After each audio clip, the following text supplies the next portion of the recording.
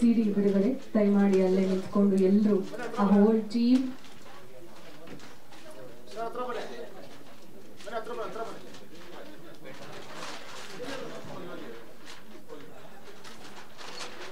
So is ಪ್ರೀತಿಯ ಹುಚ್ಚ ಸಿನಿಮಾದ ಸಿಡಿ ಶೋಲ್ ಏನಿದೆ ಅದು ನಿಮ್ಮ ಮುಂದೆ ಲೋಕಾರ್ಪಣೆ ಆಗಿದೆ. So is it's requested congratulations ಅಂತ ನಮ್ಮೆಲ್ಲರ ಪರವಾಗಿ ನಾನೇ ಹೇಳ್ತಾ ಇದ್ದೀನಿ. ಅಂಡ್ ಈ ಒಂದು ಸಿನಿಮಾ ಇದೇ ತಿಂಗಳು 18ನೇ ತಾರೀಕು ಬರ್ತಾ ಇದೆ. ಸೊ ಆದಷ್ಟು ಸಿನಿಮಾ ಮಿತ್ರರು ಈ ಒಂದು ಸಿನಿಮಾ ಪ್ರಮೋಟ್ ಮಾಡಿ ಸೊ ದಟ್ ಎಲ್ಲ ಆಡಿಯನ್ಸು ಫ್ಯಾಮಿಲಿ ಸಮೇತ ಬಂದು ಈ ಒಂದು ಸಿನಿಮಾ ನೋಡುವಂಗಾಗ್ಲಿ ಅಂತ ಹೇಳ್ತಾ ಇವತ್ತು ನಾವಿಲ್ಲೆಲ್ಲರೂ ಸೇರಿದ್ವಿ ಪ್ರೀತಿಯ ಹುಚ್ಚ ಸಿನಿಮಾದ ಟ್ರೈಲರ್ ಲಾಂಚ್ ಹಾಗೆ ಸಾಂಗ್ ಲಾಂಚ್ ಇವೆಂಟ್ಗೆ.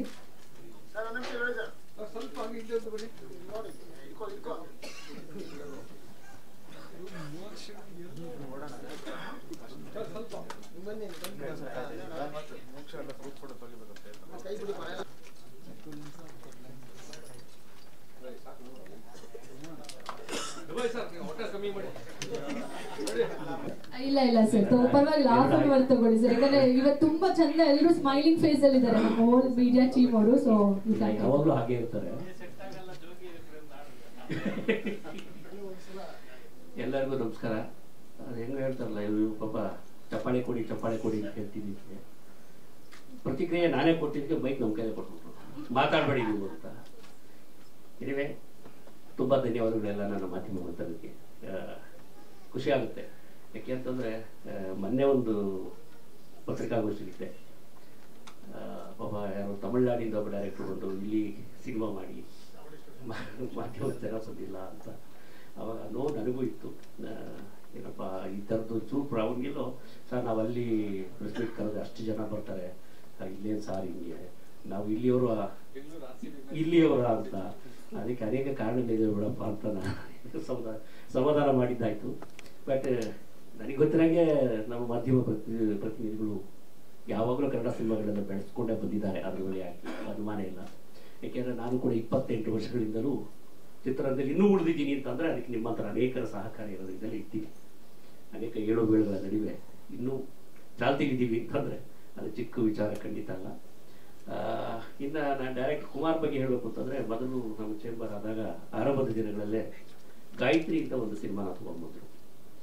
ಬಹುಶಃ ಸಿನಿಮಾ ನಮ್ಮ ಚೇಂಬರ್ನಲ್ಲಿ 25 ದಿವಸ ಕಂಡ ಮೊದಲ ಚಿತ್ರ ಅದು. ಅದಕ್ಕಿಂತ ಮುಂಚೆ ಯಾವ ಸಿನಿಮಾನ ಅಷ್ಟು ದಿವಸ ಓಡಿರಲಿಲ್ಲ. ಅದೊಂದು ಹೆಗ್ಗಳಿಕೆ ನನ್ನ ಸಂಸ್ಥೆಗೆ. ಅಂಥ ಒಂದು ಸಿನಿಮಾನ ಆರಂಭದ ದಿನಗಳಲ್ಲಿ ನನ್ನ ವಾಣಿಜ್ಯ ಮಂಡಳಿಗೆ ನೀಡಿದಂಥ ನಿರ್ದೇಶಕ. ಮೊನ್ನೆ 2-3 ದಿವಸ ಪ್ರೆಸ್ ಮೀಟ್ ಯಾವುದೋ ಬೇರೆ ಕಾರಣ ಕರೆದಾಗ ನಾನು ಹೋಗೋಕ್ಕಾಗಿರಲಿಲ್ಲ, ಮುಹೂರ್ತಕ್ಕೆ ಹೋಗೋಕ್ಕಾಗಿರಲಿಲ್ಲ. ಜೊತೆಗೆ ಮೊನ್ನೆ ಟೀಸರ್ ರಿಲೀಸ್ ಮಾಡಿದಾಗಲೂ ಪತ್ರಿಕಾಗೋಷ್ಠಿ ಇತ್ತು, ಬರೋಕ್ಕಾಗಿಲ್ಲ ಅಂತಂದ್ರು. ಇವತ್ತು ಆಪಾದನೆ ಮೇಲಾದಾಗ ಆಪಾದನೆ ಇತ್ತು, ಇಲ್ಲಪ್ಪ ನಾನು ಬಂದೇ ಬರ್ತೀನಿ ಇವತ್ತು. ನಾನು ಹೇಳಿದೆ ಚಿತ್ರ ಬಿಡುಗಡೆಗಾಗಿ ಇಟ್ಕೊಂಡಿರ್ತಕ್ಕಂಥ ಪತ್ರಿಕಾಗೋಷ್ಠಿಯಲ್ಲಿ ನಾನು ಮಾತಾಡೋದಂಥದ್ದು ಏನಿರುತ್ತೆ, ನೀವುಗಳು ಮಾತಾಡಬೇಕಾಗತ್ತೆ, ನಿಮ್ಗಳದ್ದು ಕೆಲಸ ಅದು ಅಂತ ಹೇಳಿದೆ. ಇಲ್ಲ ಸರ್ ನೀವು ಬರಲೇಬೇಕು ಅಂತಂದ್ರು. ಅವರ ಪ್ರೀತಿಗೆ ಮಣಿದು ನಾನು ಬಂದೆ. ಸೊ ಟೀಸರ್ ನೋಡಿದೆ, ಸಾಂಗ್ ನೋಡಿದೆ. ಬಹುಶಃ ಅದೆಲ್ಲವೂ ಕೂಡ ನೀವು ತಾಂತ್ರಿಕವಾಗಿ ಆಗಿದೆ, ಕಲಾವಿದರು ಹೇಗೆ ಬಳಕೆ ಮಾಡ್ಕೊಂಡಿದ್ದಾರೆ, ನಿರ್ದೇಶನದ ತಾಕತ್ತು ಅವ್ರಿಗೆ ಎಷ್ಟಿದೆ ಅಂತ ಬಹುಶಃ ಈಗ ಆಲ್ರೆಡಿ ನಿಮಗೆ ಗೊತ್ತಾಗಿರುತ್ತೆ. ಈಗ ನಾನು ಹೇಳಿದಾಗ ಅದು ಹೊಗಳಿಕೆನೂ ಆಗ್ಬೋದು ಅಥವಾ ತೆಗಳಿಕೆನೂ ಆಗ್ಬೋದು. ಇನ್ನೊಂದು ಮುಖಸುದ್ದಿ ಕೃಷ್ಣ ಕೂಡ ಹೇಳ್ತೇನೆ ಅಂತ ಅನ್ಬೋದು. ಅದೆಲ್ಲವನ್ನು ಬಿಟ್ಟು ನಿಮಗಂತೂ ಒಂದು ತಲೆಯಲ್ಲಂತೂ ಇರುತ್ತೆ. ಬೆಳಗ್ಗೆ ನಿಮ್ಮ ವೃತ್ತಿ ಬರತ್ತೇನೆ ಅದೇ ಆಗಿರೋದ್ರಿಂದ ವೃತ್ತಿಲೇ ಪ್ರತಿನಿತ್ಯ ನೀವು ಇಂಥದ್ದೇ ಸಿನಿಮಾಗಳನ್ನ ನೋಡೋರಾಗಿರೋದ್ರಿಂದ ನಾವು ಅದ್ರ ಬಗ್ಗೆ ಅತಿ ಹೆಚ್ಚು ಮಾತಾಡೋದಕ್ಕಿಂತ. ಬಟ್ ಒಂದೇನಪ್ಪ ಅಂತಂದ್ರೆ ಈ ಥರ ಬಗ್ಗೆ ನನಗೆ ತುಂಬ ಗೌರವ ಇರೋದೇನು ಅಂತಂದ್ರೆ, ಒಂಥರ ಹುಡುಕಾಟದ ಜೀವಿ, ಏನೋ ಹುಡುಕ್ತಿರ್ತಾನೆ, ಯಾವುದೋ ಕಥೆಗಳು ಹುಡುಕ್ತಿರ್ತಾನೆ. ಮೊನ್ನೆ ಯಾವುದೋ 18 ಎಕರೆ ಲಕ್ಕಪ್ಪ ಅಂತ ಒಂದು ಸಿನಿಮಾ ಮಾಡ್ಕೊಂಡು ಬಂದ್ಬಿಟ್ಟ ಸರ್. ಅವಾಗ ಭೂಮಲ್ಲಿ ಈ ಒಂದೊಂದು ಸೈಟ್ 4-4 ಜನಕ್ಕೆ ಮಾರ್ಬಿಡ್ತಾರೆ. ಪಾಪ ಅಮಾಯಕರು ಯಾರೋ ತಗೊಂಡು ಬಲಿಪಶು ಆಗ್ಬಿಡ್ತಾರೆ. ಒಳ್ಳೆ ಕಾಸು ನೋಡ್ಕೊಂಡು ಮಾಡೋದು. ಈಗ ಕರೆಂಟ್ ಅಫೇರ್ಸ್ ಅದು. ಈಗ ಸೈಟ್ ವ್ಯಾಲ್ಯೂ ಭೂಮಿ ಬೆಲೆ ಏರ್ತಿದ್ದಾಗೇನೆ ಅವ್ರು 4-4 ಜನಕ್ಕೆ ಮಾರ್ತಾರೆ. ಯಾಕೆಂದ್ರೆ ನಾನು ಕೂಡ ಈಗ ಅದರಲ್ಲಿ ಒಬ್ಬ ಪೇಷಂಟೆ. ಯಾಕೆಂದ್ರೆ ಅದೆಲ್ಲ ಒಂದು ಕಡೆ ನಾನೀಗ 18 ವರ್ಷದಿಂದ ಒಂದು ಸೈಟ್ ತೊಗೊಂಡಿದ್ದೆ. ಅವ್ರಿಗೆ 3ನೇ ಹೆಂಡತಿ ಇದ್ನಂತೆ ನನಗೆ ಸೈಟ್ ಮಾರ್ದಾಗ. ಅವ್ರು ಕೇಸ್ ಹಾಕೋನಿಗೆ ನನ್ನ ಮೇಲೆ, ನಾನು 3ನೇ ಹೆಂಡತಿ ಮಗ ಅಂತ. ಈಗ ಅದೊಂದು ಹೊಸ ಅನುಭವ. ಆಗಲೇ ಹೇಳೋದಂಗೆ ಇದೊಂದು ಹೊಸ ಅನುಭವ. ಈಗ ಸೈಟ್ ಮಾರಾಗಿ ನಿನ್ಗೆ 8 ಜನ ಹೇಳ್ತಿದ್ದೀರ ಅವರಪ್ಪ, ಇದೆಷ್ಟು ಜನ ಈ ವಂಶವೃಕ್ಷದಲ್ಲಿ ಇವೆಲ್ಲರೂ ಸೇರಿಸ್ಕೊಡಪ್ಪ ಅಂತ ಅವ್ರು ಕೇಳುವ ಒಂದು ಹೊಸ ಅನುಭವ ನನಗಾಯ್ತು. ಆಗ್ಲೇ ಹೇಳೋದಕ್ಕೆ ಅಲ್ಲ, ವಂಶವೃಕ್ಷದಲ್ಲಿ ಅವ್ರು ಬಿಟ್ಟು ಹಾಕ್ಬಿಟ್ಟಿರ್ತಾರೆ. ಅದರಲ್ಲಿ ಮೊದಲನೇ ಹೆಂಡತಿ ಮಗ ಸೈನ್ ಹಾಕಿದಾರೆ ನನಗೆ. ಮೊದಲನೇ ಹೆಂಡತಿ ಸತ್ತೋಗಿದ್ದಾನೆ, ಮೊದಲನೇ ಹೆಂಡತಿ ಮಗ ಸೈನ್ ಹಾಕಿದ್ದಾನೆ. ಇಷ್ಟು ವರ್ಷ ಯಾರು ಮಾತಾಡ್ಸಿಲ್ಲ. ಈಗ ಅವ್ರು 3ನೇ ಹೆಂಡತಿ ಮಗ ಅಂತ ಕೇಸ್ ಹಾಕಿದ್ರು. ಹಂಗೆ ಅದಕ್ಕೆ ನನಗೂ ನಾನೇ ಪೇಷಂಟ್ ಇದ್ದೀನಪ್ಪ. ಅದರಲ್ಲಿ ಒಂದು ಒಳ್ಳೆ ಸಿನಿಮಾ ಮಾಡ್ತಿದ್ಯಾ ಫಸ್ಟ್ ಮಾಡು ಅಂದ್ರೆ ಜನಕ್ಕೆ ಒಂದು ಅವೇರ್ನೆಸ್ ಕೊಡುವಂತ ಸಿನಿಮಾಗಳ ಬಗ್ಗೆ ಹುಡುಕಾಟ ಮಾಡ್ತಿರ್ತಾರೆ. ಈಗಲೂ ಕೂಡ ಅವರು ಕಥೆಯಲ್ಲಿ ಹೇಳೋದು ರೀತಿ ನೋಡಿದ್ರೆ ಬಹುಶಃ ಅದು ನಡೆದಂತ ಕತೆ ಮೋಸ್ಟ್ಲಿ ಹೆಣ್ಮಕ್ಳನ್ನ ಬೇರೆ ಕಡೆಗೆ ಮಾರೋ ಕತೆ ಇರ್ಬೋದು ಅಂತ ಅನ್ಕೋತೀನಿ. ಸನ್ನಿವೇಶಗಳನ್ನ ನೋಡಿದ್ರೆ ಬಹುಶಃ ಆ ಥರದ ಒಂದು ಸಾಮಾಜಿಕವಾಗಿ ಸಮಾಜ ತಿದ್ದುವ ಮತ್ತು ಸಮಾಜದಲ್ಲಿ ನಡೆಯುವಂತ ಘಟನೆಗಳನ್ನ ಇಟ್ಕೊಂಡು ಸಿನಿಮಾ ಮಾಡೋಂಥ ಹುಡುಗ, ಅದು ನನಗೆ ಖುಷಿ ಕೊಡುವಂಥದ್ದು. ಇನ್ನು ಎಲ್ಲರೂ ಸಿನಿಮಾ ಮಾಡೇ ಮಾಡ್ತೀವಿ, ಅದು ಸಿನಿಮಾದ ಗುಣಮಟ್ಟ ಅಥವಾ ತಾಂತ್ರಿಕವಾಗಿ ಅಥವಾ ಚಿತ್ರೀಕರಣ ದೌರ್ಬಲ್ಯ ಅಥವಾ ನಾವು ಚಿತ್ರ ಮಾಡ್ಬೇಕಂತಂದ್ರೆ ಕೆಲವು ಹಣಕಾಸಿನ ಮುಗ್ಗಟ್ಟಿನಿಂದಲೋ ಅಥವಾ ಇನ್ನೇನೋ ಒಂದು ರೀತಿಯಲ್ಲಿ ಒಂದು ಸ್ವಲ್ಪ ದುರ್ಬಲ ಆಗ್ಬೋದು ಅನ್ನೋದು ಬಿಟ್ರೆ, ಬಟ್ ಯಾವುದೋ ಒಂದು ಗಟ್ಟಿ ಕಥೆಯನ್ನ ನಾನು ಹೇಳಕ್ ಹೊರಟಿದ್ದೀನಿ ಅಂತಂದಾಗ ಅಲ್ಲಿ 4 ಶಾಟ್ ಕಡಿಮೆ ತೆಗೆದ್ರು ಕತೆ ನೋಡಿಸುತ್ತೆ. ಅಥವಾ ಯಾವುದೋ ಲೊಕೇಶನ್ ಹಿಂಗೇ ಬೇಕು, ಆ ಸಿನಿಮಾಕ್ಕೆ ಸಟ್ಟೆ ಹಾಕ್ಬೇಕು, ಆ ಥರದ್ದೇ ಕಲಾವಿದರು ಬೇಕು ಅನ್ನೋದು ಬಿಟ್ಟು ಕೂಡ ಒಂದು ಕತೆ ಹೇಳ್ತಾ ಹೋಗುತ್ತೆ. ಯಾಕೆಂದ್ರೆ ನಿಮ್ಗೆಲ್ಲ ಗೊತ್ತಿರೋಗೆ ತಿಥಿಯಿಂದ ಹಿಡಿದು 3-2 ಏನೋ ಒಂದು ಸಿನಿಮಾ ಬರುತ್ತೆ, ಆ ಥರದ ಸಿನಿಮಾಗಳಿಂದ ಹಿಡಿದು ಕಲಾವಿದರಿಂದಲೇ ಕತೆ ಗಟ್ಟಿಯಾಗಿದ್ದು ನಿರ್ದೇಶಕರೇ ಹೀರೋ ಆದ್ರೆ ಸಿನಿಮಾ ಓಡಿರೋದ್ರು ಪುಟ್ಟಣ್ಣ ಕಣಗಾಲಿಂದ ಇವತ್ತಿನ ಬಟ್ಟನವರೆಗೆ ಮತ್ತೆ ಇಲ್ಲಿಂದ ಮುಂದುವರೆಗೂ ನಾವು ಸಿನಿಮಾಗಳು ನೋಡ್ತಾ ಬಂದಿದ್ದೀವಿ, ಗೆದ್ರದ್ದು ನೋಡಿದೀವಿ. ಇಲ್ಲಿ ಕಥೆ ಜೊತೆಗೆ ನಿರ್ದೇಶಕ ಹೀರೋ ಆದ್ರೆ ಖಂಡಿತ ಸಿನಿಮಾ ಗೆದ್ದಿದ್ದಾರೆ. ಅದಕ್ಕೆ ಪೂರ್ವಕವಾಗಿ ನಿಮ್ಮೆಲ್ಲರ ಸಹಕಾರ ಇದ್ದೇ ಇರುತ್ತೆ. ಈ ತರ ಈ ಸಮಾಜ ತಿದ್ದುವ ಮತ್ತೆ ಸಮಾಜಕ್ಕೆ ಏನೋ ಒಂದು ಅವೇರ್ನೆಸ್ ಕ್ರಿಯೇಟ್ ಮಾಡುವ ಇದೇ ತರದ ಸಿನಿಮಾಗಳನ್ನ ಮಾಡ್ತಾ ಬರ್ತಿದ್ದಾರೆ ಅವರು. ದಯವಿಟ್ಟು ನಿಮ್ಮ ಸಹಕಾರ ಇರ್ಲಿ. ಇವರು ಮುಂದೂ ಕೂಡ ಇದೇ ತರದ ಹುಡುಕಾಟದಲ್ಲೇ ಸಿನಿಮಾಗಳು ಮಾಡ್ತಿರ್ಲಿ ಅಂತ ಹೇಳಿ ನಾನು ಮಾತುಗಳನ್ನ ಮುಗಿಸ್ತೀನಿ. ನಮಸ್ಕಾರ. So thank you so much sir. ಹಾಗೆ ಸರ್ ಹೇಳ್ತಾ ಇದ್ರು, ಕುಮಾರ್ ಅವ್ರ ಬಗ್ಗೆ ಹೇಳ್ತಾ ಇದ್ರು, ಡೈರೆಕ್ಟರ್ ಎಷ್ಟೇ ಚೆನ್ನಾಗಿ ಕತೆ ಇಟ್ಕೊಂಡಿದ್ರು ಎಲ್ರಿಗೂ ಕಾಣುವಂಗೆ ಮಾಡ್ಬೇಕು. ನಾನು ಹೇಳಬೇಕು ಅಂತಂದ್ರೆ ಮೊದಲೇ ನಾನು ಸಿನಿಮಾಗಳೆಲ್ಲ ಮಾಡ್ತಾ ಇದ್ದೆ. ಕೋ ಪ್ರೊಡ್ಯೂಸರ್ ಆಗಿ ಮಾಡ್ಬೇಕಾಗಿದ್ರೆ ತುಂಬಾ ಸಿನಿಮಾಗಳು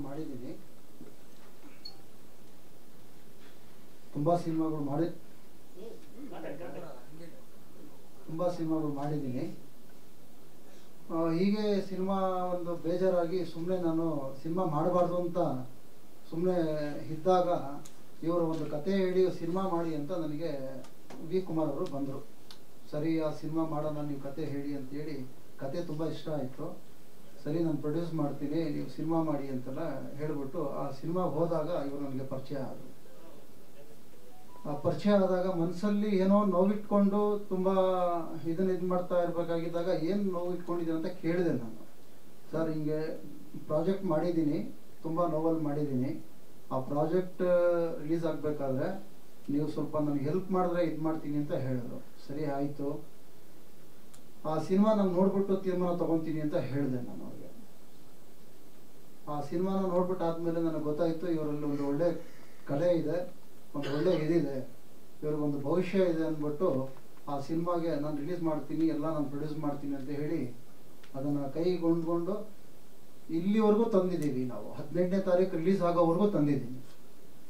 ಇದು ಹೀಗೆ ಅವರಿಗೆ ಒಂದು ಒಳ್ಳೆ ಯಶಸ್ಸು ಕೊಟ್ಟು ಎಲ್ಲ ನನ್ನ ಮಾಧ್ಯಮ ಮಿತ್ರರಿಗೆ ಹೇಳೋದೇನೆಂದರೆ, ಆ ಸಿನಿಮಾ ತೆಗಿಬೇಕಾಗಿದ್ರೆ ತುಂಬ ಕಷ್ಟಪಟ್ಟಿದ್ದಾರೆ. ಆ ಕಷ್ಟಗಳನ್ನ ಕಣ್ಣಲ್ಲಿ ನಾನು ನೋಡಿದ್ದೀನಿ. ಆ ಕಷ್ಟದಲ್ಲಿ ಏನು ಇರುತ್ತೆ ಒಬ್ಬ ಡೈರೆಕ್ಟರ್ಗೆ ಅಂತ ಅಂದರೆ, ಸಿನಿಮಾ ಅಂದರೆ ಏನೋ ತಿಳ್ಕೊಂಬಿಡ್ತಾರೆ. ಅಷ್ಟೇ ಕಷ್ಟ, ಅಷ್ಟೇ ಒಂದೊಂದು ವಿಧಾನನೂ ಇರುತ್ತೆ ಅವ್ರಿಗೆ. ಅವ್ರದೇ ಆದ ಒಂದು ಕನಸಿರುತ್ತೆ. ಆ ಕನಸಿಗೆ ಎಷ್ಟು ಜನ ತೊಂದರೆಗಳು ಕೊಡ್ತಾರೆ, ಎಷ್ಟು ಜನ ಇದನ್ನ ಮಾಡ್ತಾರೆ ಅಂತ ತುಂಬ ನಾನು ಹೇಳಬೇಕಾಗಿರೋದು ಏನೂ ಇಲ್ಲ. ಮುಂದೆ ನಿಮಗೆ ಗೊತ್ತಾಗುತ್ತೆ. ಯಾವುದೇ ರೀತಿ ಯಾರೇ ಆಗಿರಲಿ, ಒಬ್ಬ ಪ್ರೊಡ್ಯೂಸರ್ಸ್ ಅಂತ ಬಂದಾಗ ದಯವಿಟ್ಟು ಒಬ್ಬ ಡೈರೆಕ್ಟರ್ಸ್ಗೆ ಕಷ್ಟ ಕೊಡಬೇಕು. ನಾನು ಕೇಳೋದಿಷ್ಟೇ. ಯಾಕಂದರೆ ಒಂದು ಕತೆ ಮಾಡಬೇಕಾದ್ರೆ ಅವ್ರಿಗೆ ಏನೋ ಒಂದು ಇರುತ್ತೆ ಕನಸು. ಅವ್ರಿಗೆ ಕನಸು ಬಿಟ್ಟಾಗ ಆ ಕತೆ ಬರುತ್ತೆ, ಸಿನಿಮಾನು ಚೆನ್ನಾಗಿ ಬರುತ್ತೆ.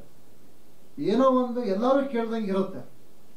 ಯಾರೋ ಮಾತು ಕೇಳಿ ಒಂದು ಇದನ್ನ ಮಾಡಿದಾಗ ಏನಾಗುತ್ತೆ, ಪ್ರತಿಯೊಂದು ಟೀಮು ಹೊರಟೋಗ್ಬಿಡುತ್ತೆ, ಸಿನಿಮಾನೇ ಕೆಟ್ಟೋಗ್ಬಿಡುತ್ತೆ. ಯಾವತ್ತೂ ಆ ಕೆಲಸ ಯಾವ ಪ್ರೊಡ್ಯೂಸರು ಮಾಡಬಾರ್ದು. ಇದನ್ನು ನಾನು ಕೇಳ್ಕೊತೀನಿ. ದಯವಿಟ್ಟು ಯಾರೇ ಒಬ್ಬರು ಡೈರೆಕ್ಟರ್ ಇರ್ಬೋದು, ಅವ್ರಿಗೆ ಎಲ್ಲರೂ ಒಂದು ಇದನ್ನು ಕೊಡಿ. ಅವರು ತುಂಬ ಆ ಸಿನಿಮಾಗಳಿಗೆ ಏನೋ ಒಂದು ಒಳ್ಳೆ ಕತೆ ಕೊಟ್ಟು ಪ್ರತಿಯೊಬ್ಬರಿಗೂ ಏನೋ ಒಂದು ಮೂಡಿಸೋದಕ್ಕೆ ಹೊರಟಿರ್ತಾರೆ. ಪ್ರತಿಯೊಬ್ಬರು ಹೊಸ ನಾಯಕರನ್ನ ಮಾಡೋದು ಅಷ್ಟು ಸುಲಭ ಅಲ್ಲ. ಎಲ್ಲ ಹೇಳ್ತಾರೆ, ಸುಮ್ಮನೆ ಈ ಸಿನಿಮಾದಲ್ಲಿ ಅವ್ರು ಬಂದರು ಇವ್ರು ಬಂದರು ಸ್ಟಾರ್ ಹಾಕ್ತಾರೆ. ಸ್ಟಾರ್ ಹಣೆ ಬರ ಇದ್ರೆ ಸ್ಟಾರ್ ಹಾಕ್ಬಿಡ್ತಾರೆ, ಹಣೆ ಬರ ಇಲ್ಲ ಅಂದರೆ ಸ್ಟಾರ್ ಆಗಲ್ಲ. ಏನೋ ಒಂದು ನಡ್ಕೊಂಡು ಹೋಗುತ್ತೆ. ಒಂದು ಹೊಸೊಬ್ಬರಿಗೆ ಚಾನ್ಸ್ ಕೊಟ್ಟು ಅವ್ರನ್ನ ಒಂದು ತಲೆ ಮೇಲೆ ತರೋದು ಇದೆಯಲ್ಲ, ಇದು ತುಂಬ ಗ್ರೇಟ್ ಆಫ್ ಅಂತ ನಾನು ಕೇಳ್ಕೊತೀನಿ. ಇಂಥ ಡೈರೆಕ್ಟರ್ ಸಿಗ್ಬೇಕಾದ್ರೆ ತುಂಬ ಪುಣ್ಯ ಮಾಡಿರ್ಬೇಕು ನಾವು. ಒಬ್ಬ ಹೊಸಬರನ್ನ ನಾವು ಕಲೆ ಮಾಡಿಸಿ ಅದನ್ನ ಒಂದು ಇದ್ರ ಮೇಲೆ ನೋಡ್ಸೋದು ಅಷ್ಟು ಸುಲಭ ಅಲ್ಲ. ನಾನು ಇಷ್ಟು ಮಾತುಗಳನ್ನ ಹೇಳ್ಬಿಟ್ಟು ಕುಮಾರ್ ಬಗ್ಗೆ ತುಂಬ ಹೆಮ್ಮೆ ಆಗುತ್ತೆ. ನನ್ನ ಮಾಧ್ಯಮ ಮಿತ್ರರಿಗೆ ಹೇಳೋದಿಷ್ಟೇ, ನೀವು ನೋಡಿದ್ದೀರಿ, ಅದಕ್ಕೆ ಏನು ಇದನ್ನು ಮಾಡಬೇಕು ಅನ್ನೋದನ್ನ ನಿಮ್ಮ ಕಡೆಯಿಂದ ನೀವು ಕೊಟ್ಟು ಅವ್ರನ್ನ ಗೆಲ್ಸಕ್ಕೆ ಒಂದು ಅನುಕೂಲ ಮಾಡಿಕೊಡಿ ಅಂತ ಕೇಳ್ಕೊತೀನಿ. So thank you so much sir. And is ಪ್ರೀತಿಯ ಹುಚ್ಚ ಸಿನಿಮಾದ ಡೈರೆಕ್ಟರ್ ಹಾಗೆ ಒನ್ ಆಫ್ ಅ ಪ್ರೊಡ್ಯೂಸರ್ ಆಗಿರುವಂಥ ವಿ ಕುಮಾರ್ ಸರ್ ಅವರು ಮಾತಾಡಬೇಕು ಅಂತ. ಎಲ್ಲ ಮಾಧ್ಯಮ ಅಣ್ಣಂದಿರಿಗೆಲ್ಲರಿಗೂ ನಾನು ನಮಸ್ಕಾರ ಮಾಡ್ತೀನಿ. ಈ ಕತೆ ನಾನು ಸುಮಾರು ಜನಕ್ಕೆ ಹೇಳಿದೆ ನಾನು ಮಾಡಲ್ಲ, ಪ್ರೊಡ್ಯೂಸ್ ಮಾಡಲ್ಲ ಅಂತ ಅಂದರು. ಆಮೇಲೆ ಇನ್ನು ಕೆಲವರು ಆಶ್ವಾಸನೆ ಕೊಟ್ಟರು. ಒಂದು 2 ವರ್ಷ ಟೈಮ್ ವೇಸ್ಟ್ ಆಯಿತು. ಕರೋನಾಕ್ಕಿಂತ ಮುಂಚೆ ಈ ಮೂಲ ಕತೆ ನಾನು ಫುಲ್ ಹೇಳಿದೆ ಅವ್ರಿಗೆ, ಪ್ರೊಡ್ಯೂಸರ್ಸ್ಗೆ. ಸುಮಾರು ಪ್ರೊಡ್ಯೂಸರ್ಸ್ ಗಾಂಧಿನಗರದಲ್ಲಿ ಕರೆಸಿ ನನಗೆ ತುಂಬ ಅವಮಾನ ಆಯಿತು. ಕೆಲವು ಕಡೆ ಅವಮಾನ ಆದಮೇಲೆ ತಡಿ ಇದು ಈ ಕನಸಿನ ಪ್ರಾಜೆಕ್ಟ್ ಇದು ಹೆಂಗಾರ ಮಾಡಿ ಆಚೆಗೆ ತರಬೇಕು ಅಂತ ಅಂದ್ಬಿಟ್ಟೆ ನಾನು ತುಂಬ ಮನಸ್ಸಿಗೆ ನೋವಾಯಿತು. ಈ ಕತೆ ಮೂಲ ಎಲ್ಲಿ ಹುಟ್ಟಿತು ಅಂತಂದರೆ ಬಾಂಬೆಲಿ ಹುಟ್ಟಿತು. ಈ ಬಾಂಬೆಗೆ ನಾನು TV ರೈಟ್ಸು, ಡಬ್ಬಿಂಗ್ ರೈಟ್ಸ್ ಎಲ್ಲ ಮಾಡ್ಕೊಂಡು ಬಿಸ್ನೆಸ್ ಮಾಡ್ತೀನಿ. ಅಲ್ಲಿ ನಮ್ಮ ಸ್ನೇಹಿತರು ಒಬ್ಬರಿದ್ದರು, ನರೇಶ್ ಪಾಟೀಲ್ ಅಂತ. ಅವರು ಹೋದಾಗ ನೀವು ಡೈರೆಕ್ಟರ್ ಅಲ್ವಾ, ನೀವು ಬನ್ನಿ ಸರ್, ಒಂದು ಒಳ್ಳೆ ನಿಮ್ಮ ಹತ್ರ ಮಾತಾಡ್ಬೇಕು ಬನ್ನಿ ಸರ್ ಅಂತ ಅಂದರು. ವಯಸ್ಸಾದ ವೃದ್ಧೆ ವೇಶ್ಯೆ ಅವರು. ಆ ವೇಶ್ಯೆ ಪರಿಚಯ ಮಾಡಿಕೊಟ್ರು. ಇಲ್ಲಿ ಬಾಂಬೆ ಸೆಂಟ್ರಲ್ಲಿ ಒಂದು ಹೋಟ್ಲು, ಅಲ್ಲಿ ಪರಿಚಯ ಮಾಡಿಕೊಟ್ರು. ಅವ್ರು ನೋಡಿದ್ರೆ ಹಣ್ಣೆಣ್ಣು ಮುದುಕಿ ಆಗ್ಬಿಟ್ಟಿದ್ದಾರೆ. ಈಗ 90ರ ದಶಕದಲ್ಲಿ ನಡೆದಿರೋಂಥ ಘಟನೆ ಇದು. ಅಂದರೆ ಅವ್ರ ವೇಷ ಈಗ ಕಥೆಯಲ್ಲಿ ನಾಯಕಿ ಮಾಡಿದಾರೆ ನಮ್ಮ ಇದರಲ್ಲಿ. ಅವರ ಮೂಲ ಅವ್ರು ಇದಾರಲ್ಲ, ಅವ್ರು ತೀರೋಗ್ಬಿಟ್ಟಿದ್ದಾರೆ. ಅವ್ರ ಫ್ರೆಂಡು ಇವ್ರ ಅಜ್ಜಿ ನನಗೆ ಕತೆ ಹೇಳಿದ್ರು. ನೋಡ್ರಿ, ಅವ್ರದ್ದು ಲೈಫು ಈ ವೇಷ ಅಡ್ಡಕ್ಕೆ ತಗೊಂಡೋಗಿ ತಗಲಾಕ್ಸಿ ಅಮಾಯಕರು ತಗೊಂಡೋಗಿ ಹಾಳು ಮಾಡ್ತಾರಲ್ಲ ಕೆಲವರು, ಆ ಘಟಕದಲ್ಲಿ ನಡೆದಿರೋಂಥ ಘಟನೆ ಇದು. ಆ ಕತೆ ನನಗೆ ಕೇಳಿದಾಗ, ಅವರು ಅಜ್ಜಿ ಹತ್ರ ಕೇಳಿದಾಗ ಮನಸ್ಸಿಗೆ ತುಂಬ ನೋವಾಗ್ಬಿಡ್ತು, ಕಣ್ಣಲ್ಲಿ ನೀರು ಬಂದ್ಬಿಡ್ತು. ಈ ಕಥೆನೇ ಮಾಡ್ಬೇಕು ನಾನು ಅಂತ ಅಂದ್ಬಿಟ್ಟು ಫುಲ್ ಸ್ಟಡಿ ಮಾಡಿದೆ. ಸ್ಕ್ರೀನ್ ಪ್ಲೇ, ಡೈಲಾಗು ಎಲ್ಲ ಮಾಡಿಕೊಂಡು ಮೂಲ ಕತೆ ವಜ್ರ ತಗೊಂಡು 10% ನನಗೆ ಕಮರ್ಷಿಯಲ್ಗೆ ಅಟ್ಯಾಚ್ ಮಾಡ್ಕೊಂಡು 90% ಅಜ್ಜಿ ಹೇಳಿದ ಕಥೆನೇ ಇದು ಮಾಡಿದೆ. ಆ ಕತೆ ನಾನು ಹೇಳ್ಬಾರ್ದು, ಮೇನು ನಡೆದಿದೆ ಇವತ್ತು ಇದರಲ್ಲಿ ಎಲ್ಲ ದೊಡ್ಡ ಘಟನೆಗಳು ಆ ಟೈಮಲ್ಲಿ ಫುಲ್ ನಡೆದೋಗಿದೆ. ಅದು ನಡೆದೋಗಿದೆ ಘಟನೆ. ಆ ಘಟನೆನ ಅದು ಎಲ್ಲೂ ಸ್ಪ್ರೆಡ್ ಆಗಿಲ್ಲ. ಅದು ಅಜ್ಜಿ ನನಗೆ ಸ್ಪ್ರೆಡ್ ಮಾಡಿದ್ರು. ದಲಿತರು ಮತ್ತು SC ST ಅವರು ಗೌಡ್ರುಗಳು ಹೆಂಗೆ ನಡೆಸ್ಕೋತಾರೆ.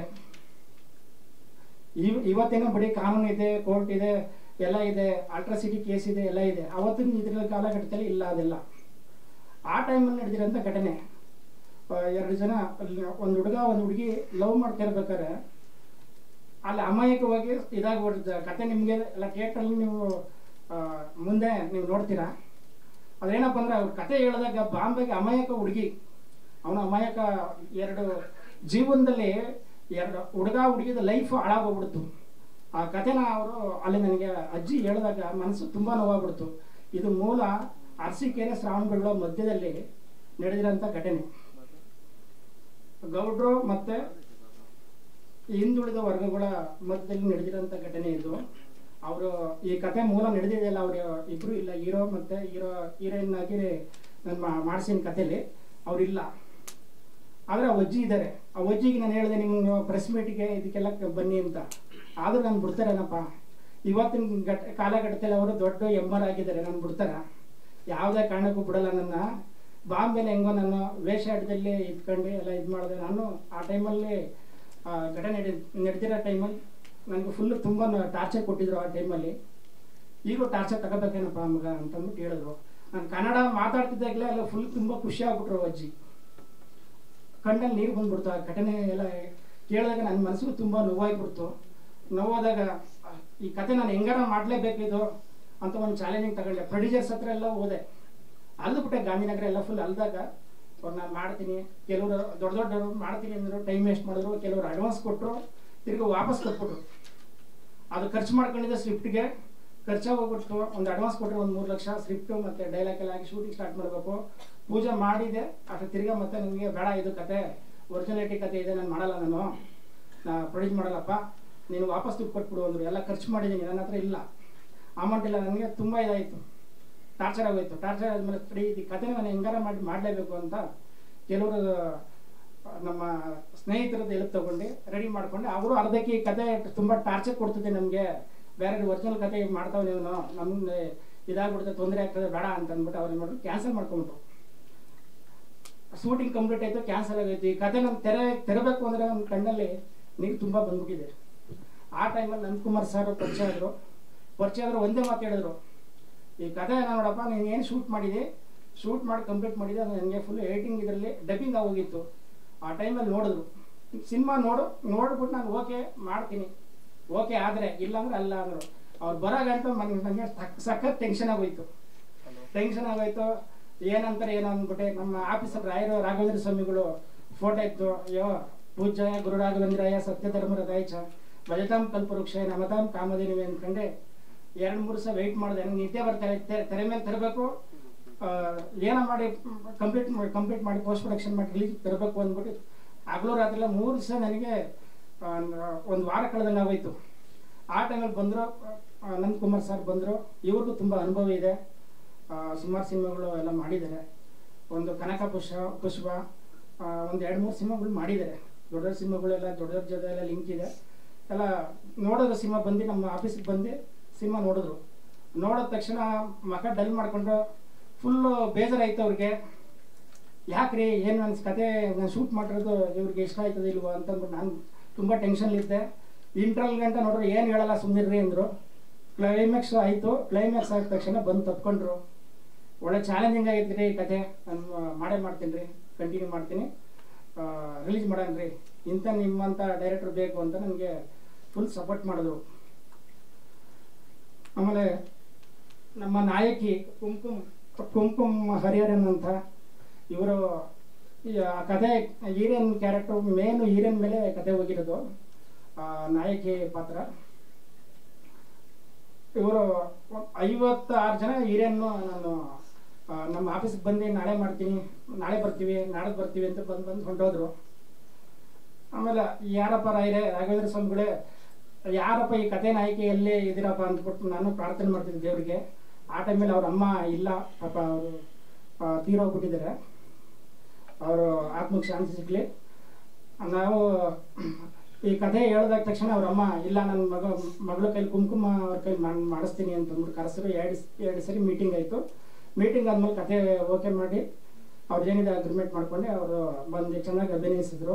ಸಾಂಗ್ಗಳು ಎಲ್ಲ ಚೆನ್ನಾಗಿ ನಾನು ಏನು ಅನ್ಕೊಂಡಿದ್ದೆ ಅದೇ ಥರ ಎಲ್ಲ ನೀಟಾಗೆಲ್ಲ ಮಾಡಿಕೊಟ್ರು. ಕೊಡ್ತೀನಿ ಅವ್ರ ಕೈಲಿ ಮಾತಾಡಿ. ಎಲ್ಲ ಸಣ್ಣ ಕ್ಲಾರಿಫಿಕೇಶನ್ ಇದೆ. ನಾನು ಎಲ್ಲಾ ನ್ಯೂಸ್ ಪೇಪರ್ ಅಲ್ಲೂ ಮುಂಬೈ ಮೂಲದ ಹುಡುಗಿ ಅಂತ ನೋಡ್ತಾ ಇದ್ದೀನಿ. ಬಟ್ ನಾನು ಕನ್ನಡದವಳು, ಕರ್ನಾಟಕದಲ್ಲೇ ಹುಟ್ಟಿ ಬೆಳೆದಿರೋಳು. ಸೊ ನಾನು ಕನ್ನಡದವಳು. ಅಂಡ್ ಸರ್ ಕುಂಕುಮ್ ಹರಿಹರನ್ ಅಂತ, ಕುಂಕುಮ್ ಹರಿಹರ್ ದಾವಣಗೆರೆ ಆ ಕಡೆ ಎಲ್ಲ ಬರುತ್ತಲ್ಲ, ಕಲಬುರ್ಗಿ ಆ ಕಡೆ ಎಲ್ಲ, ಸೊ ಆ ಹರಿಹರ. ಸೊ ಸಿನಿಮಾ ಬಗ್ಗೆ ಅಂತ ಬಂದಾಗ ನಮ್ ಡೈರೆಕ್ಟರು ಪಾಪ ತುಂಬಾ ಕಷ್ಟಪಟ್ಟು ಮಾಡಿದ್ದಾರೆ, ಹಾಗೆ ನಾನು ಮಾಡಿದೀನಿ, ನಮ್ ಪೂರ್ತಿ ಟೀಮ್ ಕಷ್ಟಪಟ್ಟು ಮಾಡಿದೀವಿ. ಸೊ ಸಿನಿಮಾ ಬಗ್ಗೆ ಏನು ಹೇಳಕ್ಕಿಲ್ಲ, ಅವರೇ ಹೇಳ್ಬಿಟ್ಟಿದ್ದಾರೆ ಆಲ್ರೆಡಿ. ಇದು ರಿಯಲ್ ಲೈಫ್ ಅಲ್ಲಿ ನಡೆದಿರೋ ಅಂತ ಇನ್ಸಿಡೆಂಟ್ ಅಂತ ಹೇಳ್ತಿದ್ದಾರೆ ಅಷ್ಟೇ. I don't have any other words.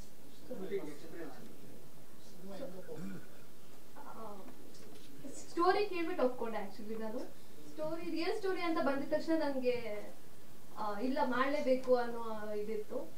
Cinema ಮಾಡಿದ್ವಿ, ಹೇಗೋ ಮುಗೀತು, ಈಗ ರಿಲೀಸ್ ಬಂದಿದೆ. ಸಿನಿಮಾ ನಾನು ನೋಡಿಲ್ಲ, ಡಬ್ಬಿಂಗ್ ನಾನ್ ಮಾಡಿಲ್ಲ. May be director point of view ಇಂದ ಅದು ಬೇರೆ ತರ ಬೇಕಿತ್ತೋ ಏನೋ ಗೊತ್ತಿಲ್ಲ. ಹಾಗಾಗಿ ಸಿನಿಮಾ ನೋಡಿಲ್ಲ. ಸೊ ಚೆನ್ನಾಗಿದ್ಯಾ ಇಲ್ವಾ ಅಂತ ನಾನು ಹೇಳಕ್ ಆಗಲ್ಲ. ಜನರು ನೋಡ್ತಾರೆ, ಅವ್ರು ಬೆಳೆಸ್ತಾರೆ ಅಷ್ಟೇ ಸರ್. ಹಾ ಸರ್, ಬ್ಯಾಕ್ ಬೆಂಚರ್ಸ್ ಅಂತ ಮಾಡಿದೀನಿ. ಈಗ ನೆಕ್ಸ್ಟ್ ಇನ್ನ ನಡೀತಾ ಇದೆ ಸರ್.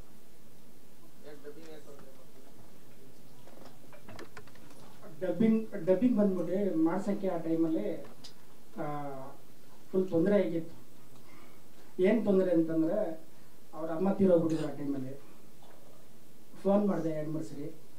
ತುಂಬ ಕಷ್ಟದಲ್ಲಿದ್ದರು ಆ ಟೈಮಲ್ಲಿ. ಸರಿ ನಮಗೆ ವಿಧಿ ಇಲ್ಲ ಅಂದ್ಬಿಟ್ಟು ಕಂಪ್ಲೀಟ್ ಮಾಡಿಬಿಟ್ಟು ಚಿತ್ರ ಅಂತ ಅಂದ್ಬಿಟ್ಟು ಮಾಡಿದ್ದಾರೆ ಡಬ್ಬಿಂಗ್. ಚೆನ್ನಾಗಿ ಮಾಡಿದ್ದಾರೆ ಸಿಂಗರು.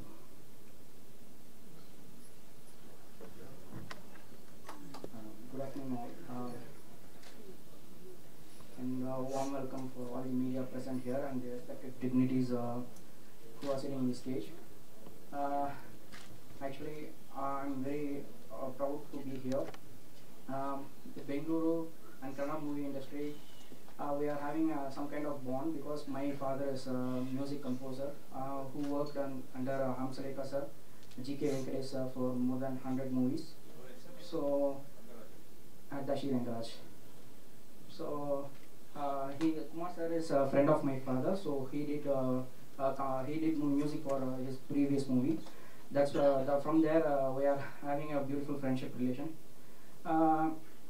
First of all, I would like to express my deepest gratitude to Kumar sir for roping in as a music director for this movie. And secondly, I want to thank Nandakumar sir for his dedication and vision. From the starting, Nandakumar sir is involved in each department of the post-production, so he is very gentle. And thank you, sir. And I have an incredible experience working with the new team, debutant Vijay, who played a good character, and he has justified his role in the screen. So you may all see him at the April 18. And heroine Kumkum also had played a very nice character. And you have not seen one character in the trailer, that is Rumain Rafiq sir. He has played a very important role, but it is a short role, but you will all enjoy when his presence on the screen. So thank you, sir. While composing music for this movie, we had myself and Kumar sir had we are agreed at one point that this music should not be sounded at a current trend, so it should be sounding like late 80s and 90s. So the strings part alone sounds like 80s and 90s, and we used a distorted guitar and distorted synth sounds. So first we discussed, and he said that only 2 songs are there in the movie, but actually there are 5 songs in the album, which we all see after the release. So I want to thank my music team singers M.K. Balaji, Madangi Ajit Kumar, Ramya Dharnidhar, Vasant Kumar, who are all not here today. And my musician team Navan, who played brilliant violin themes. In this movie, another hero, silent hero, is the violin. So almost 20 to 30 minutes there will be a violin theme in different genres. There is a sad part will be coming, and a happy part will be coming, and a climax sequence also will be based on the violin theme. So I want to thank all my musicians, and I invite you all to experience this in theatre on coming April 18th. Though the music is a small part, but I think it will connect you throughout the emotional journey. Thank you all. Please support us, please support me, because I am new to this industry, and this is my first movie here. I have done already a Malayalam movie and Tamil. So I am currently working with Kumar sir for other 2 movies. So this is my first movie that is going to be released on 18th. So we need your support, and thank you. So ಧನ್ಯವಾದಗಳು sir. ಹಾಗೆ ಎಲ್ಲರಿಗೂ ನಮಸ್ಕಾರ. ವೇದಿಕೆ ಮೇಲೆ ಇರೋರು ನಮ್ಮ ಮಾಧ್ಯಮ ಮಿತ್ರರು, ಪ್ರೀತಿಯ ಹುಚ್ಚ ಅಲ್ಲ أنا يبغى أعرف أنا في أعرف عربي أنا في كلام ما في مشكلة. لا ಅದೇ ಹೇಳ್ತಾರೆ, ನಾನು ಪ್ಯೂರ್ ಮಂಡ್ಯದವನು. ಮಂಡ್ಯದವರು ಇದರಲ್ಲಿ ನಾನು ಇರೋದು. ಬಟ್ ಈ ಸಿನಿಮಾದಲ್ಲಿ ಒಳ್ಳೆ ಪಾತ್ರ ಕೊಟ್ಟಿದ್ದಾರೆ ಕುಮಾರಣ್ಣ. ನಮ್ಮ ಮನೆಗೆ ಬಂದು ಹೇಳಿದ್ರು ಪಾತ್ರ ಒಂದು ಈ ಥರ ಪಾತ್ರ ಇದೆ ಅಂತ. ಕುಮಾರಣ್ಣನಿಗೆ ಹೇಳಿದೆ ದಯವಿಟ್ಟು ಬಿಟ್ಬಿಡು, ಯಾಕಂದರೆ ನನ್ನ ಹೆಂಡತಿ ನನಗೆ ಚೆನ್ನಾಗಿ ಕಟ್ಟಿದ್ದಾರಪ್ಪ. ಹೆಂಗೆ ಭಾವಿಸ್ತಾರಂದರೆ ಅದು 2 ಹೆಂಡತಿ, ಒಂದು ದುಬೈ ಒಂದು ಇಂಡಿಯಾ. ಅಣ್ಣ ಹೇಳಿದ್ರಲ್ಲ, ಅದಕ್ಕೆ ಕಂಪ್ಲೀಟ್ ಕೌಂಟ್ರ್ ಕೊಟ್ಬಿಡೋಣ. ಯಾಕಂದರೆ ನಾಳೆ ಇದಾಗಬೇಡ, ಸೌದಿ ಇದೆ ದುಬೈಲೇ. ಆಮೇಲೆ ನಾನು ಹೇಳ್ದೆ ಇಬ್ಬರು ಸೇರ್ಕೊಂಡು ಹೊಡಿತಾರೆ ಕಣ, ಬೇಡ ನಿನ್ ಕಾಲು ಮುಗಿದ್ದೆ ನಂದೆ. ಅದೇ ಹೇಳ್ಕೊಂಡು ಬರ್ತಾ ಇದ್ದೀನಿ. ಬಿಟ್ಬಿಡಪ್ಪ ಅಂತ ಅದೇ ಪಾತ್ರದ ಬಗ್ಗೆನೇ ನಡೀತಾ ಇರೋದು.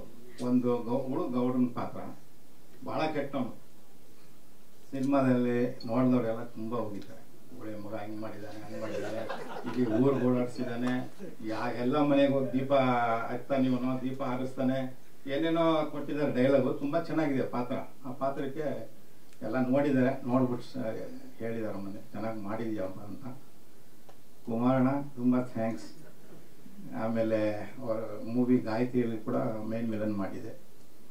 ಈಗ 18 ಕರೆ ಅಂತ ಮಾಡಿದ್ದಾರೆ, ಅದರಲ್ಲೂ ಕೂಡ ಒಂದು ಪಾತ್ರ ಮಾಡಿದ್ದೀನಿ. ಪಾತ್ರ ತುಂಬ ಚೆನ್ನಾಗಿದೆ. ಯಾಕಂದರೆ ಈ ನನ್ನ ಫಿಲ್ಮಿ ಜನ್ಮದಲ್ಲಿ ಈ ಥರ ಪಾತ್ರ ನಾನು ಎಲ್ಲೂ ಮಾಡಿಲ್ಲ. ಯಾಕಂದರೆ 12 ದಿವಸ ಪಾತ್ರ ಕೊಟ್ಟಿದ್ದಾರೆ. ಎಲ್ಲ ಸಿನಿಮಾದಲ್ಲಿ 3 ದಿವಸ 4 ದಿವಸ ಕೊಡೋರು. ಇದು ಸ್ವಲ್ಪ ಕುಮಾರಣ್ಣ ಚೆನ್ನಾಗಿ ಪಾತ್ರ ಕೊಟ್ಟಿದ್ದಾರೆ. ತುಂಬ ಥ್ಯಾಂಕ್ಸ್. ನಮ್ಮ ಟೀಮ್ನವರೆಲ್ಲ ಚೆನ್ನಾಗಿ ಮಾಡಿದ್ದಾರೆ. ಆಮೇಲೆ ನಮ್ಮ ನಟರನ್ನ ಕೂತಿದ್ದಾರೆ. ನಟರನ್ನ ಇಲ್ಲಿ ಸಂತ ವಿಲನ್ನು ಅವರು, ನಮ್ಮ ಪಟ್ಟಣ ಅಂಕಜು, ಆಮೇಲೆ ಉಮೇಶ್ ಅವರು, ಪುಂಗ ಅವ್ರ ಜೊತೆಲೆಲ್ಲ ಮಾಡಿದ್ದೀನಿ. ದೊಡ್ಡ ಕಲಾವಿದರ ಜೊತೆ ಮಾಡಿದ್ದೀನಿ. ತುಂಬ ಥ್ಯಾಂಕ್ಸ್. ಎಲ್ಲರಿಗೂ ಹಾಸನಲ್ಲಿ ಕೂತ ಗಣ್ಯರಿಗೆಲ್ಲ ನಮಸ್ಕಾರ. ನನಗೆ ಕುಮಾರಣ್ಣ ಕರೆದು ಈ ಚಿತ್ರದಲ್ಲಿ ಒಂದು ಪಾತ್ರ ಇದೆ, ನೆಗೆಟಿವ್ ಮಾಡಬೇಕು ಅಂತ ಕೇಳ್ಕೊಂಡು ಖಂಡಿತ ಬರ್ತೀನಿ. ಈಗಾಗಲೇ ಅವ್ರ ಪಿಕ್ಚರ್ 3ನೇ ಪಿಕ್ಚರ್ ಮಾಡ್ತಾ ಇರೋದು. ಹಳ್ಳಿ ಸೋಳು ತೆಗೆತಕ್ಕಂಥ ಒಂದು ಸಿನಿಮಾದ ಕಥೆ ಇದು. ಇದರಲ್ಲಿ ಕತೆ ಬಗ್ಗೆ ಎಲ್ಲ ಕುಮಾರಣ್ಣ ಹೇಳಿದ್ದಾರೆ, ನಾವೇನು ಹೇಳಬೇಕಾಗಿಲ್ಲ. ಇವರು ಒಳ್ಳೆ ಪಾತ್ರ ಕೊಟ್ಟಿದ್ದಾರೆ. ಒಂದು 3-4 ಕ್ಯಾರೆಕ್ಟರ್ ಕೆಲಸ ಕೊಟ್ಟು ಮಾಡಿದ್ದೀವಿ. ನಮ್ಗೆ ತುಂಬ ಸಂತೋಷ ಆಯಿತು. ಈ ಟೀಮಲ್ಲಿ ಎಲ್ಲರೂ ಅಣ್ಣ ತಮ್ಮದು ಅವಿಭಾಜ್ಯ ಕುಟುಂಬ ಥರ ಎಲ್ಲ ಸೇರಿ ಒಗ್ಗಟ್ಟಲ್ಲಿ ಸೇರಿ ಈ ಸಿನಿಮಾನ ಕಂಪ್ಲೀಟ್ ಮಾಡಿದ್ದೀವಿ. ನಿಮ್ಗಳ ಆಶೀರ್ವಾದ ಇರಬೇಕು. ಕಲಾವಿದರನ್ನ ಬೆಳೆಸಿ, ಕನ್ನಡ ಉಳಿಸಿ, ನಮ್ಮನ್ನು ಅರಸಿ ಅಂತ ಕೇಳ್ಕೊತೀವಿ. ಜೈ ಹಿಂದ್, ಜೈ ಕರ್ನಾಟಕ ಮಾತೆ.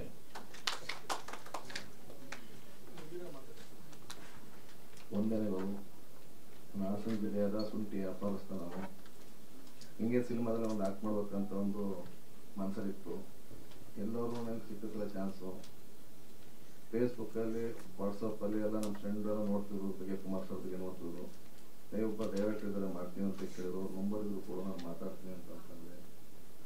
ಆಮೇಲೆ ಇವ್ರ ಹತ್ರ ಕುಮಾರ್ ಸರ್ ಹತ್ರ ಒಂದ್ಸರಿ ಕಾಲ್ ಮಾಡಿದೆ, 1 ವರ್ಷದಿಂದ. ಸರಿ ಬಿಡಪ್ಪ, ಯಾವುದೋ ಚಾನ್ಸ್ ಹೇಳ್ತೀನಪ್ಪ ಅಂತ ಹೇಳಿದ್ರು. ನಮಗೆ ಕಾಲ್ ಮಾಡ್ಕೊಂಡು ಫ್ರೆಂಡ್ಶಿಪ್ ಆದರು. ಫ್ರೆಂಡ್ಶಿಪ್ ಆದ್ಮೇಲೆ ಒಂದು ದಿವಸ ಕಾಲ್ ಮಾಡಿದ್ರು, ಒಂದು ಆಡಿಷನ್ ಇದೆ ಬಾರಪ್ಪ ನೋಡೋಣ ಅಂತವ. ಕುಮಾರ್ ಸರ್ ಮೀಟ್ ಮಾಡಿದಾಗ ಅವಾಗ ಒಂದು ಪಾತ್ರ ಇದೆ ಮಾಡ್ಕೊಂತ ಕೇಳಿದ್ರು. ಅವ್ರು ಸರ್ ನೀವು ಯಾವ ಪಾತ್ರ ಕೊಟ್ಟರು ನಾನು ಮಾಡ್ತೀನಿ ಸರ್ ಅಂತ ಹೇಳಿದೆ. ಹಾಗಾಗಿ ಸರಿ ಸ್ಟೋರಿ ಏನು ಹೇಳಿಲ್ಲ ಅವ್ರು ನನಗೆ. ಬಂದೆ, ಅವ್ರು ಕೊಟ್ಟು ಪಾತ್ರ ನಾನು ಮಾಡಿದೆ. ಹಾಗಾಗಿ ನನ್ನ ಜವಾಬ್ದಾರಿಕೆ ನಾನು ಪಾತ್ರ ವಹಿಸಿದ್ದೀನಿ. ಆಲ್ರೆಡಿ ಕುಮಾರ್ ಸರ್ ಮಾತಾಡಿದ್ದಾರೆ, ನಮ್ಮ ಕುಮಾರ್ ಸರ್ ಮಾತಾಡಿದ್ದಾರೆ, ಪ್ರೊಡ್ಯೂಸರ್ ಅದ ಎಲ್ಲ ಅವ್ರು ಮಾತಾಡಿದಾಗಿ ನಾನು ಹೆಚ್ಚಿಗೆ ಮಾತಾಡೋಷ್ಟು ನಮ್ಮ ಹತ್ರ ಏನಿಲ್ಲ. Kumar sir director. So thank you. Same playing ಇಲ್ಲ, ರಿಯಲ್ ಸ್ಟೋರಿನ ನಾನು ಸ್ಟಡಿ ಮಾಡಿದ್ದೀನಿ. ಇದು ಬಂದಿದೆಯಾ ಇಲ್ವೋ ಏನು ಎತ್ತಂತೆಲ್ಲ ಸ್ಟಡಿ ಮಾಡಿದ್ದೀನಿ. ಇದು ಬಂದಿಲ್ಲ ನನ್ನ ಕತೆ. ನಾನು ಇದು ಹಿಂದಿಲ್ ಬಂದಿರ್ಬೋದಾ ಅಂತ ಚೆಕ್ ಮಾಡಿದೆ. ಅದೆಲ್ಲ ರಿಯಲ್ ಆಗಿದೆಯಾ? ಅದು ನೊಂದ್ಬಿಟ್ಟಿದ್ದಾರೆ. ಆ ಅಮ್ಮನ ಕರೆತೆ ಮಾತಾಡಿಸ್ತೀನಿ ಅಂತಂದ್ಬಿಟ್ಟು ಕರೆದೆ ನಾನು. ಸರ್ ಅಜ್ಜಿ ಕ್ಯಾರೆಕ್ಟರ್ ಇದೆಯಲ್ಲ, ಅವ್ರು ಕರೆದು ಮಾತಾಡಿಸ್ತೀನಿ ಅಂದರೆ ಅವರು ಇಲ್ಲಪ್ಪ ನನ್ನ ಮಗ ತೋರ್ಸೋಕ್ಕಾಗಲ್ಲ, ನಾನು ಬರಲ್ಲ, ನಿನ್ಗೆ ಒಳ್ಳೇದಾಗಲಿ ಅಂತ ಆಶೀರ್ವಾದ ಮಾಡಿದ್ರು.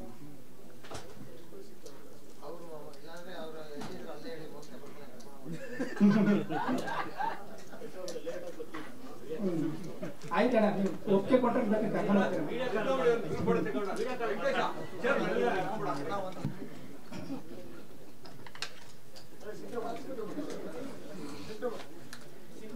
ನೋಡಿ, ಇಲ್ಲಿ ನೆರೆದಿರ್ತಕ್ಕಂಥವರೆಲ್ಲ ಚಲನಚಿತ್ರ ಮಾಧ್ಯಮಕ್ಕೆ ಒಂದು ಒಳ್ಳೆ ಹೆಸರು ತಗೊಳ್ಳೋದಕ್ಕಾಗಿ ನಮ್ಮ ಕರ್ನಾಟಕದ ಜನತೆಗಳ ಒಂದು ಕನ್ನಡ ಅಭಿಮಾನ ತರೋದಕ್ಕಾಗಿ ನೀವು ಮಾಡಿದಿರ ಅಂತ ಮುಖ್ಯವಾಗಿ ನಾನು ಈ ಸ್ಟೇಜಲ್ಲಿ ಸತ್ಯ ಕಥೆಯನ್ನು ಹೇಳಕ್ಕೆ ಇಷ್ಟಪಡ್ತಾ ಇದ್ದೀನಿ.